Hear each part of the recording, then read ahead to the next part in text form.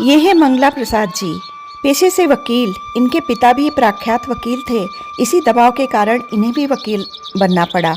3 बेटियों के पिता बस काम भर को ही कमा पाते थे, जिससे उनकी दाल रोटी चल रही थी। जमा पूंजी के नाम पर पिता की पुश्तैनी मकान था, जिसे उन्होंने सोच रखा था कि कभी अगर बुरा समय आया या बेटियों की शादी में ज़रूरत पड़ी तो वह उसे बेच कर लेंगे। उनकी पत्नी इस बात को लेकर बहुत दुखी रहती थी। बेटियां भी कुछ कम नहीं थीं। कुशाग्र तो वो थी ही, लेकिन उनके ख्वाब बहुत ऊंचे थे। कोई डॉक्टर बनना चाहती थी, कोई एयर होस्टेस बनना चाहती थी और एक तो फिल्म स्टार ही बनना चाहती थी। इसी बात को लेकर उनके घर में बहुत ही घमासान हुआ करता था और उनके रिश्तेदार भी आकर कहते थे कि आपकी तो 3-3 बेटियां हैं। और कभी उसकी मौसी, कभी उसकी बुआ आकर रिश्ते बताती थी, उन्हें परेशान करती। मम्मी, मुझे मेडिकल की तैयारी करनी है। बुआ जी आई थी, वो किसी रिश्ते के बारे में बता रही थी। आप उनसे मना कर दो, मुझे भी शादी नहीं करनी है। अभी तो मैं 19 साल की ही हुई हूँ। मेडिकल करने में मुझे 4 साल लगेंगे, उसके बाद ही मैं कुछ सोच सकती हूँ। तू सबसे बड़ी है घर में और तू ही शादी के लिए मना कर रही है। ये भी तो सोच, तेरे नीचे 2 बहनें और हैं, उनका क्या होगा? तेरी शादी हो जाएगी तभी तो उनका रास्ता खुलेगा। उनके लिए भी रिश्ते बता गई हैं तुम्हारी बुआ जी। और कह देती हूँ, इस साल कर ले मेडिकल की तैयारी। अगर तेरा नहीं हुआ तो सीधे साधा ग्रेजुएशन करके और उसके बाद तेरी शादी करा दी जाएगी। और शादी के बाद अपना पढ़ती रहना, अपने कहना पति देव से, अपने ससुराल वालों से कि तुझे मेडिकल कराए। देखे तुझे कौन कराता है। पापा मम्मी को समझाओ ना, ये मुझसे हमेशा ऐसी ही बातें करती हैं। जब आप लोग मेरी बात नहीं मानोगे तो ससुराल में मेरी बात कौन मानेगा। मम्मी, तुम ऐसा मत करो। मम्मी, बुआ जी को मना कर दो कि मुझे भी शादी नहीं करनी है। शादी के बाद बच्चे हो जाएंगे और बच्चे होने के बाद मेरी ज़िंदगी ख़त्म हो जाएगी। मम्मी, कुछ तो मुझ पर दया करो, सोचो तो। अरे ख़त्म क्यों हो जाएगी? बच्चों को पढ़ाना लिखाना, उन्हें बनाना डॉक्टर इंजीनियर। हाँ, शादी के बाद तो मैं ज़रूर कर लूँगी। कुछ आप बन गई मम्मी और कुछ मैं डॉक्टर बन जाऊँगी शादी के बाद। ऐसा नहीं होता है मम्मी, मुझ में टैलेंट है। स्कूल में फर्स्ट आती हूँ, साइंस की सबसे अच्छी स्टूडेंट हूँ। सभी मुझसे यही उम्मीद रखते हैं कि मैं डॉक्टर ज़रूर बन जाऊँगी। मम्मी, एक बार मुझे मौका दे के तो देखो। और मम्मी, मुझसे तो कोई कंप्रोमाइज़ की उम्मीद मत रखना। मैं तो एयर होस्टेस बनूँगी, एयर होस्टेस। मुझे देखो, मेरी बॉडी देखो, मैं कितनी खूबसूरत हूँ, कितनी स्मार्ट हूँ। और तुम तो जानती हो मम्मी, इंग्लिश में मेरे सबसे अच्छे नंबर आते हैं और एयर होस्टेस के लिए इंग्लिश का अच्छा होना सबसे ज़रूरी होता है। और स्लिम ट्रिम होना। देखो मैं कितनी पतली हूँ। हाँ, एक बात तो है मम्मी कि आप पतली थी इसलिए हम लोग भी पतले हैं। हमारे जीन्स में ही है कि हम पतले ही रहेंगे। और मम्मी, फिर जब मैं एयर होस्टेस हो जाऊंगी तो आपको भी लेकर हवाई जहाज़ में उड़ूंगी। सोचो मम्मी, देश दुनिया सब घूमेंगे हम लोग मिलके। अच्छा, बस कर। सपने दिखाना छोड़ दे। मैंने बहुत देख लिए सपने और बहुत पूरे हो गए मेरे सपने। कुछ तेरे पापा ने करा दिए, अब कुछ तुम मिलकर कराओगे। अरे मम्मी, मेरी तो सुनी ही नहीं आपने। मेरे से तो पूछो मैं क्या बनूंगी। मैं तो हीरोइन बनूंगी, काजोल की तरह, श्रीदेवी की तरह, कैटरीना की तरह, तम्मा उर्मिला की तरह। चुप रहे, इससे आगे एक शब्द मत बोलना। छुटकी, मुझे गुस्सा न दिला। जब देखो तब हीरोइन बनेगी। पता है तुझे क्या क्या होता है जो लड़कियां जाती हैं हीरोइन बनने?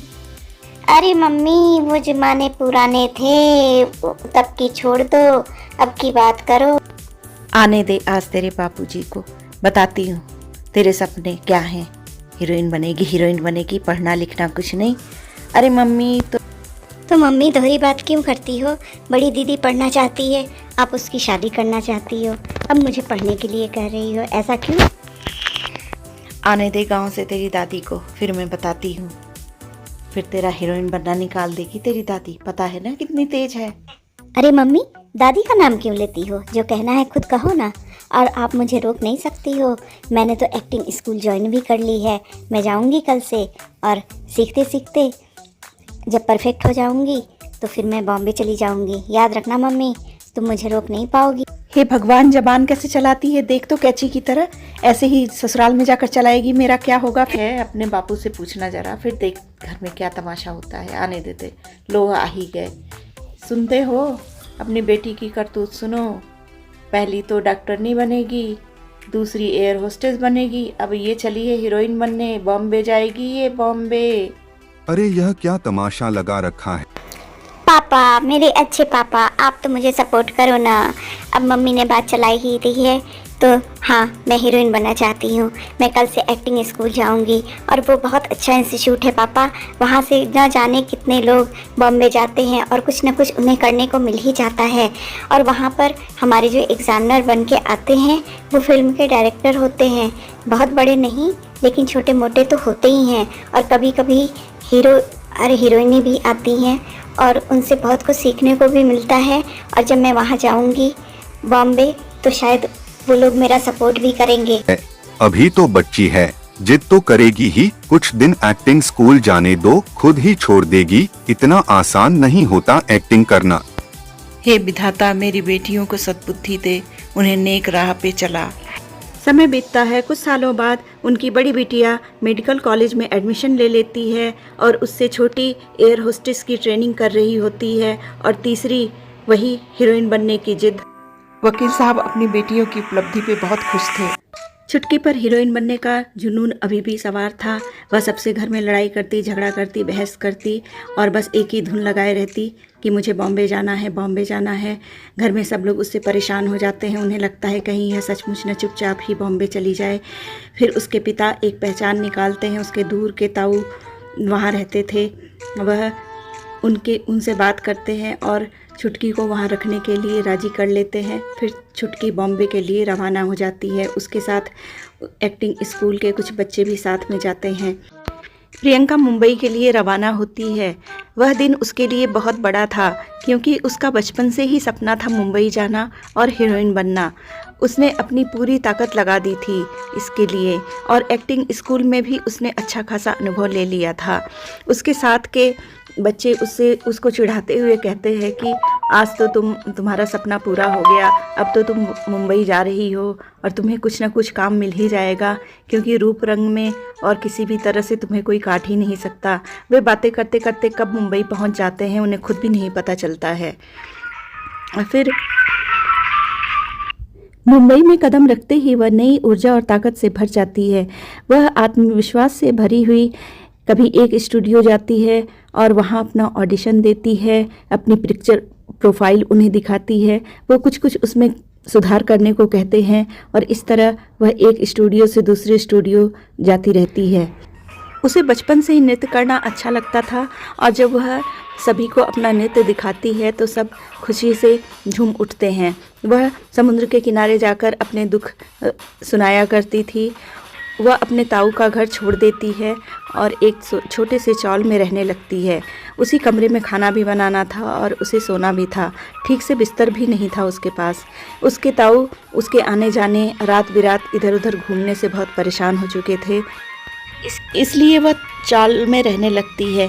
इस बीच एक अच्छी बात यह होती है कि उसे एक टीवी धारावाहिक में काम मिलता है जिसमें वह अच्छा खासा पैसे कमाने लगती है।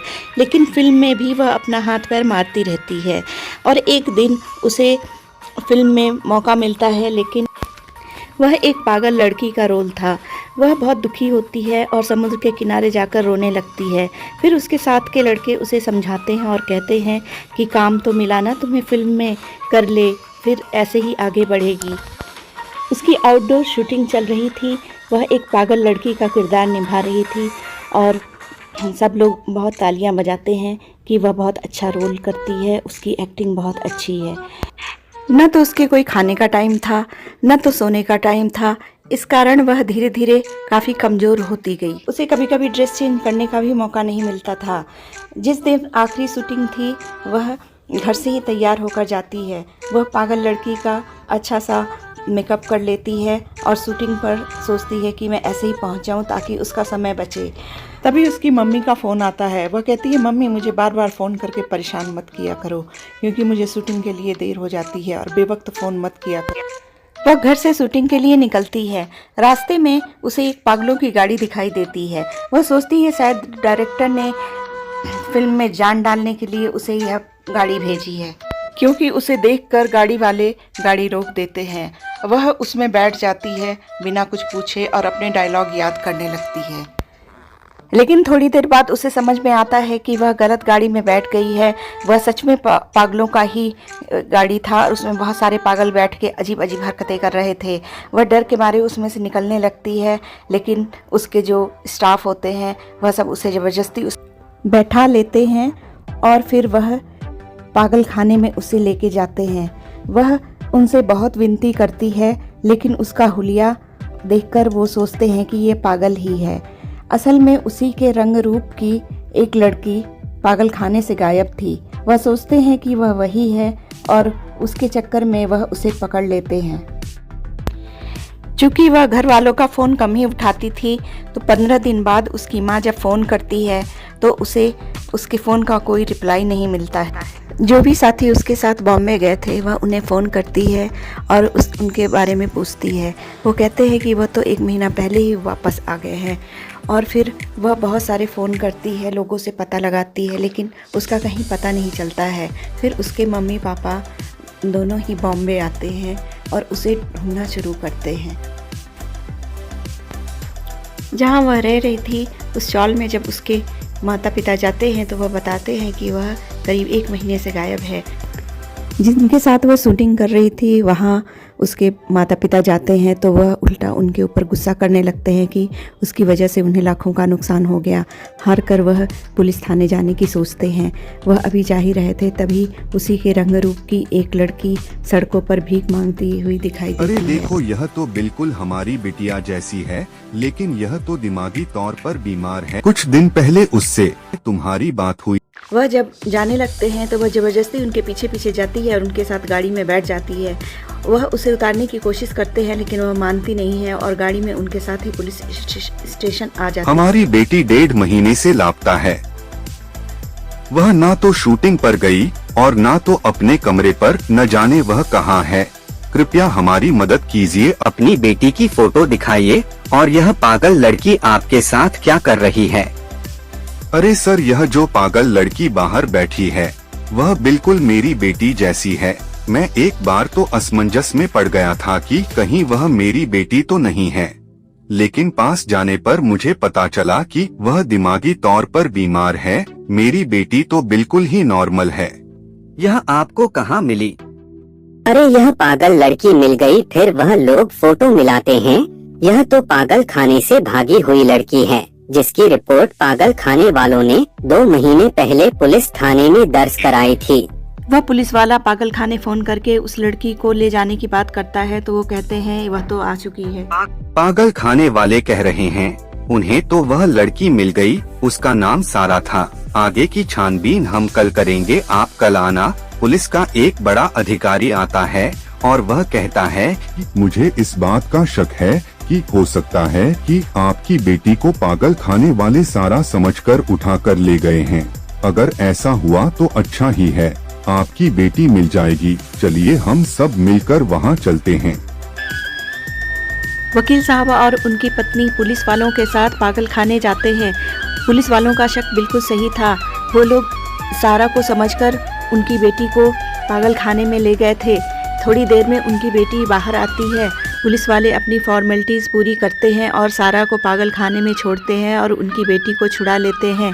वह आकर फूट फूट कर रोने लगती है। वह कहती है कि मैं पागल खाने वालों से कहती थी कि मैं हीरोइन बनने आई हूँ और मेरा नाम सारा नहीं है और मैं कोई पागल नहीं हूँ। तो वह कहते थे कि सभी पागल इसी तरह की बातें करते हैं।